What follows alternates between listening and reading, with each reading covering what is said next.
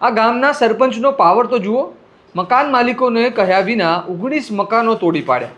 25 વર્ષ પહેલા સરકાર દ્વારા ગરીબોને માથું ઢાંકવા માટે ઘર આપવામાં આવ્યા હતા, પરંતુ હવે જો એ જ ઘરો કોઈ જાણ વગર બુલડોઝર ફેરવીને તોડી પાડવામાં આવે તો ગરીબ ન્યાય માટે ક્યાં જાય?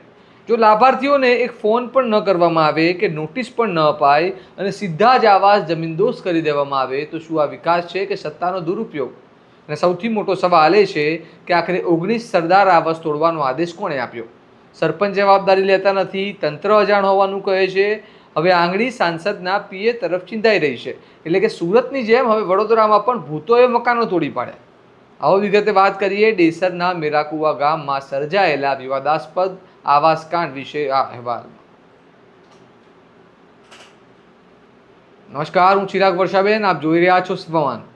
વડોદરા જિલ્લાના ડેસર તાલુકાના મેરાકુવા ગામમાં 25 વર્ષ જૂના 19 સરદાર આવાસ તોડી પાડવામાં આવતા ભારે વિવાદ ઊભો થયો છે। સૌથી ગંભીર બાબત એ છે કે લાભાર્થીઓનો આક્ષેપ છે કે તેમને કોઈપણ પ્રકારની પૂર્વ જાણ કે નોટિસ આપ્યા વગર જ તેમના આવાસો જમીનદોસ્ત કરી દેવામાં આવ્યા। આશરે 25 વર્ષ પહેલાં જમીન વિહોણા ગરીબ પરિવારોને સરકારી પડતર જમીનમાં પ્લોટ ફાળવીને સરદાર આવાસ યોજના હેઠળ મકાન આપવામાં આવ્યા હતા। જોકે વીજળી, પાણી અને રસ્તા જેવી મૂળભૂત સુવિધાઓના અભાવે ઘણા લાભાર્થીઓ લાંબા સમયથી ત્યાં રહેતા નહોતા, પરંતુ તેમ છતાં આવાસો તેમના નામે જ હતા અને માલિકી હક યથાવત હતો। હવે આ આવાસો અચાનક તોડી પાડવામાં આવતા લાભાર્થીઓમાં ભારે રોષ જોવા મળી રહ્યો છે। લાભાર્થીઓ સીધો સવાલ પૂછે છે કે જો આવાસો જર્જરિત હતા તો પણ તેમને જાણ કર્યા વગર તોડવાનો અધિકાર કોને આપ્યો? શું સરકારના રેકોર્ડમાં નોંધાયેલા લાભાર્થીઓની મંજૂરી લેવી જરૂરી નહોતી? શું કોઈ કાયદાકીય પ્રક્રિયા કરવામાં આવી હતી?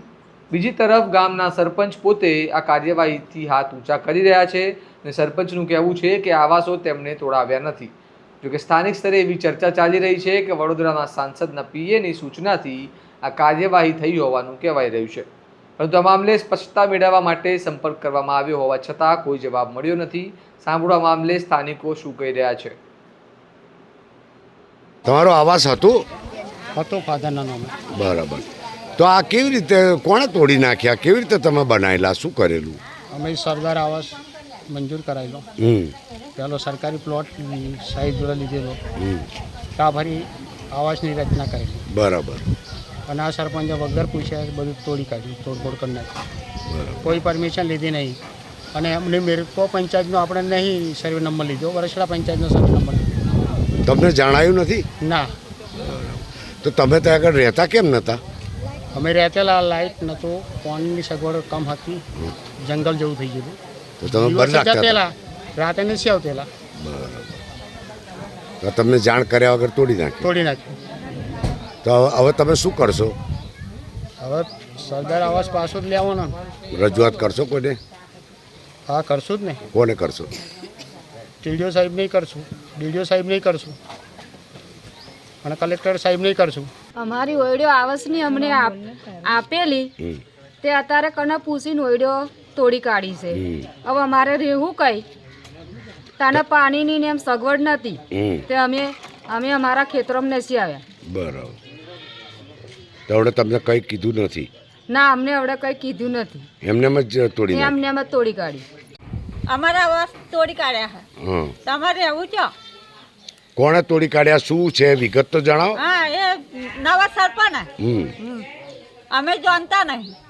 હવે અમારે રહેવું છો?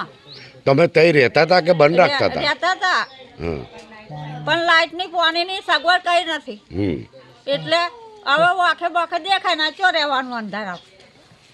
તો પછી તઈ રહેતા તમને જાણ કરી કે એમને તોડી? ના ના, કશી જાણ નહીં કરી। કેવી રીતે ખબર પડી કે તોડી નાખ્યા એવું? હા, ખબર પડી।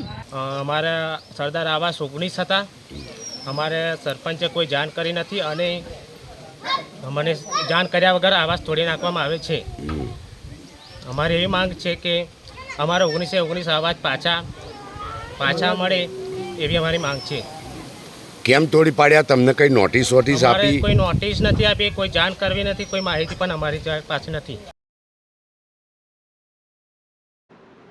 વડોદરાની આ ઘટના સુરતની જેમ ઘણા સવાલ ઊભા કરે છે, કારણ કે સરપંચ કહે છે કે અમે નથી તોડાવ્યા, તાલુકા વિકાસ અધિકારી કહે છે અમને ખબર નથી, તલાટી સહિત મોટા ભાગનું તંત્ર અજાણ હોવાનું જણાવે છે।